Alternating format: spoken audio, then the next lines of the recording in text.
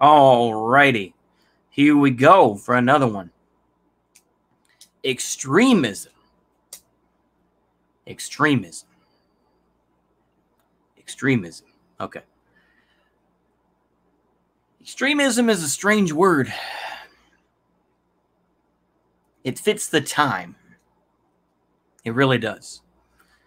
People saw getting rid of, the feudal system that existed, under kings and monarchs as permanent. And they saw capitalism as a radical idea. Liberalism was seen as extreme. Socialism is still seen as extreme.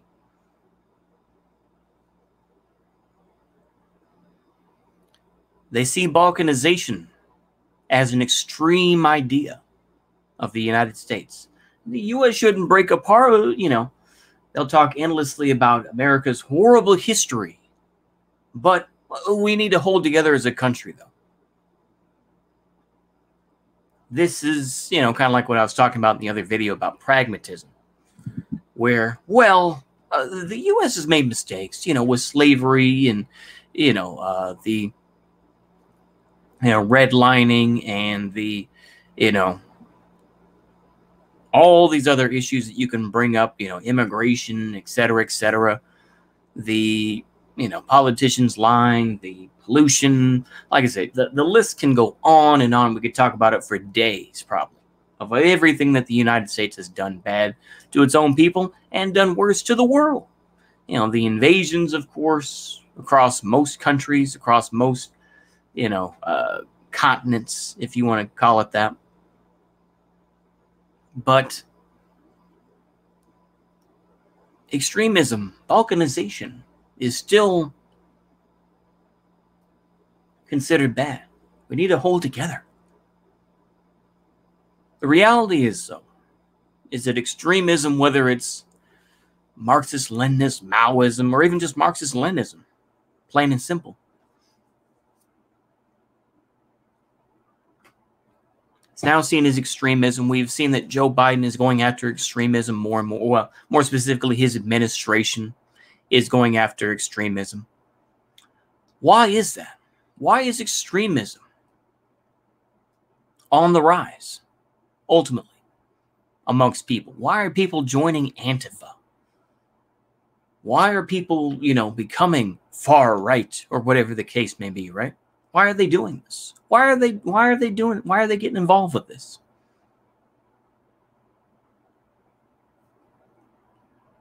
It's because capitalism ultimately cannot fix itself.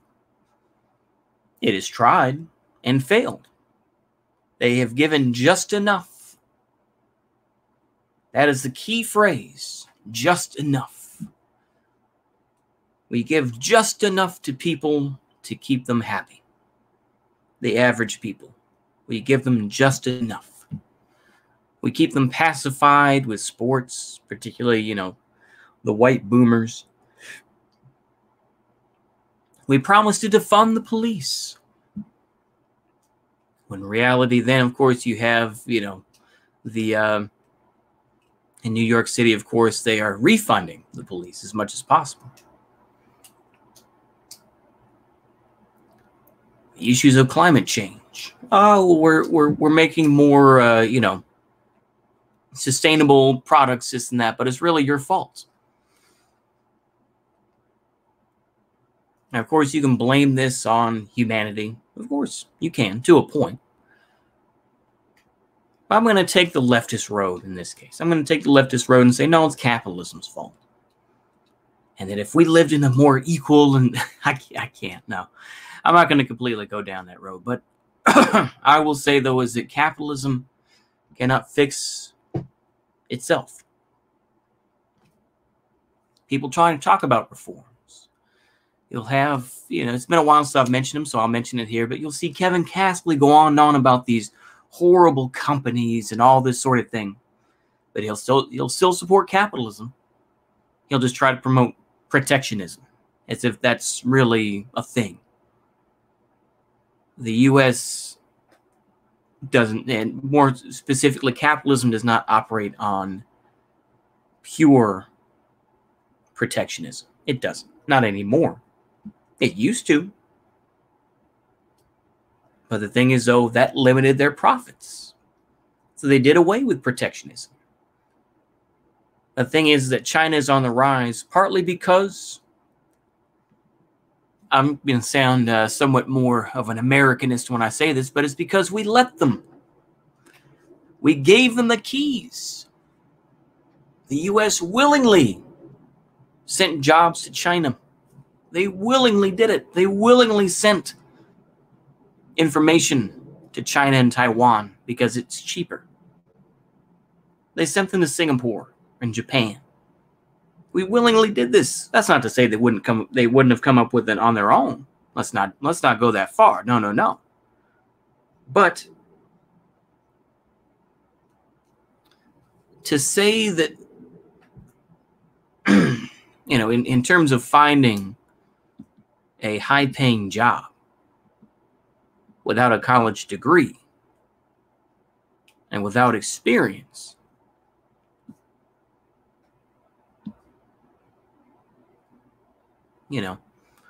we allowed this to happen. Well, more specifically, I say we, but capitalists allowed this to happen because they wanted to make more money. And they didn't want to pay people anymore. They didn't want to have these pesky unions. They said, send them overseas. And by the way, I want to make sure before I go on from that point, though, that's not anti-China. China, I think, has achieved a lot since the Dengist reforms of the late 1970s and early 1980s. They have achieved a lot, not simply from U.S. corporations willingly working with them, this and that. They did that on their own. I want to make sure of that because I know people are going to start, like I say, maybe that's cowardly of me to say that, but I want to make sure I'm not promoting any anti-China hate. There's a lot of, xenophobia going on and sort of China ruined the U.S. No, capitalism did that. The capitalists sold that stuff to them. And more specifically, the lawyers sold that information. The patent holders sold that information. So in terms of getting jobs, that's part of it.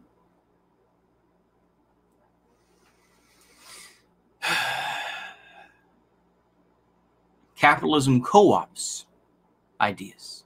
Critical race theory comes from universities. People still people still say critical race theory is a good thing. The thing is that critical race theory, I think, in my opinion, is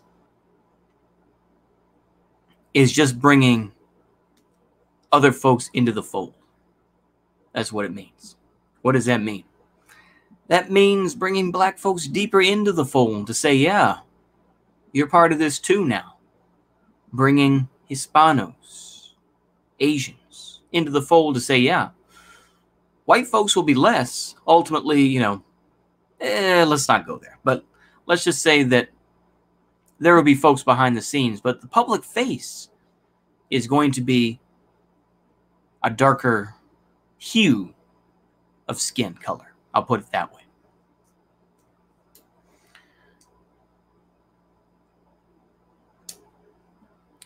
That's a couple aspects of why extremism is on the rise, because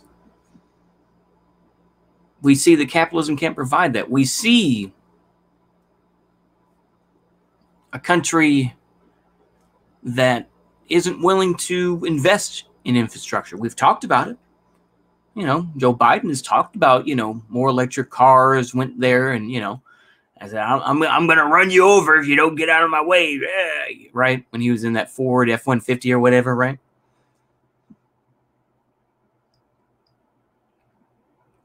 But there's no infrastructure to be built. There's no high-speed trains coming, at least not in the near future.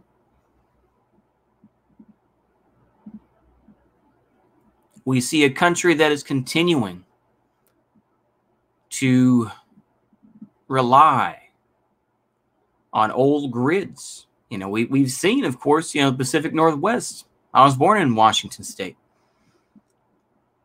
And we see 115-degree weather, this and that.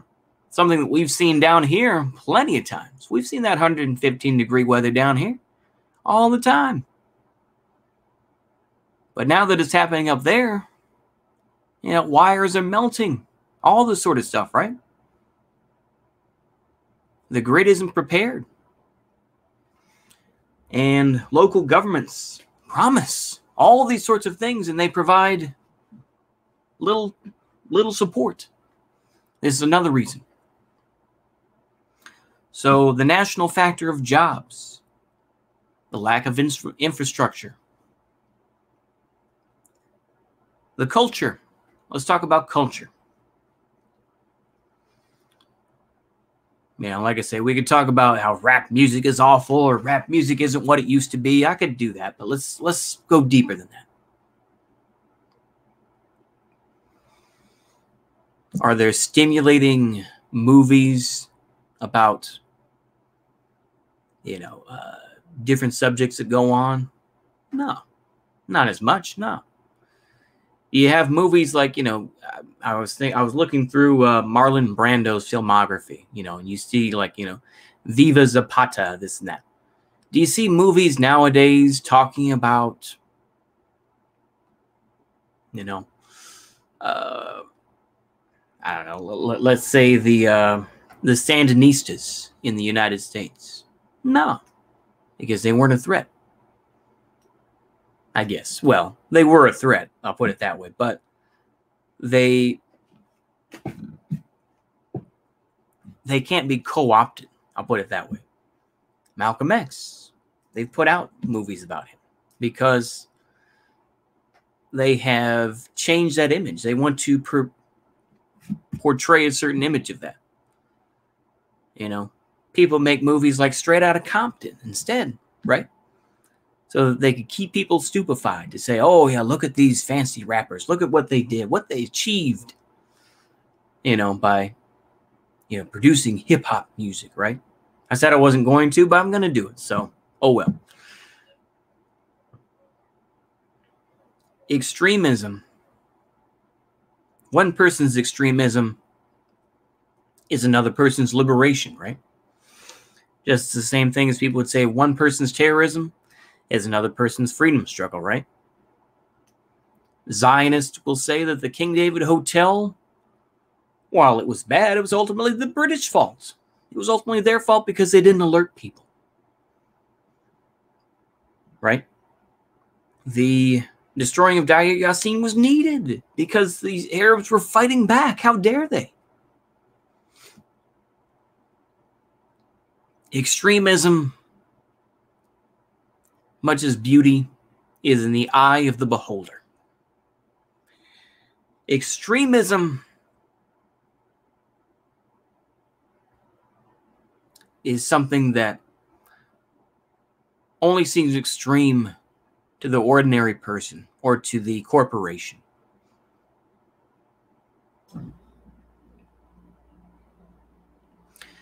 We will see in the future what will be considered extremism and what will be considered normal. But for now, we see the idea of balkanization as extreme. We see the issue of getting rid of capitalism, meaning getting rid of large corporations and breaking them up into smaller bits, which I believe is kind of the center of capitalism, these huge multinational corporations and the ideas of that. Accounting, like I said, I want to try to separate how I see capitalism versus how others may see it. I see the multinational corporations, the big media outlets like Fox News, ABC, NBC, CBS, maybe, BBC, that's a whole other thing, but that's across the pond. That's their business. I'll let the Anglos deal with that. But once those are broken up and they support a regional idea and they, are loyal to a regional idea, no longer a national idea, I think that will be better. You know, same thing with bigger corporations like, let's say, I know, like I said, let's say Citgo. I'll put it that way. I think, well, that may be a Brazilian-owned company. I'm trying to think, but or Texaco. Texaco's still around, isn't it? I don't know. I don't go outside, I guess. I go here and I go to work and then I go home. But yeah, breaking up those companies, right? And to make them smaller bits. That would seem extreme, wouldn't it? It would seem extreme to a lot of folks.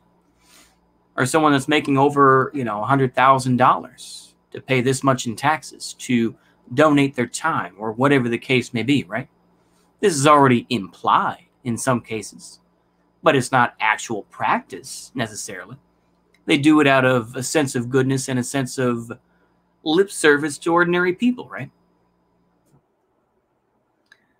So extremism, to me, is all in a matter of people's eyes, right? People fear white nationalism because they feel that it will be like Nazi Germany, where they're just going to execute all the people that they don't like,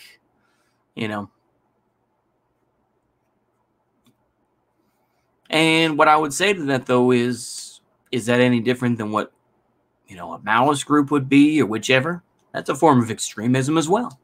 That's why they've expanded the definition of extremism. People, focus nowadays, of course, on another type of extremism. The reason I'm making this video is because let's look at the real reasons why extremism occurs. Because people don't have money, they don't have opportunities, and they have nowhere else to go. So they get influenced by something. If you're a white guy, and maybe you're older, maybe you feel, white nationalism is the best thing. Not to say you agree with every tenet, but you do that because you feel that's what's necessary for your survival. If you're a black nationalist or a black separatist, that's how you feel as well. You want to save black folks from being executed by white supremacists, right? So I'm going to respond to this video by Amanpour and Company. We're talking about Christiane Amanpour, formerly of CNN, very much deep into the system. I believe that she was connected with Epstein to a point, but that's a whole other thing, PBS. But we're going to see this video called The White Power Movement, a Direct Line Between Vietnam and January 6th. And of course, this kind of relates to a video that Step Back History did. And of course, it ignores the larger history of people like George Lincoln Rockwell or even George Wallace.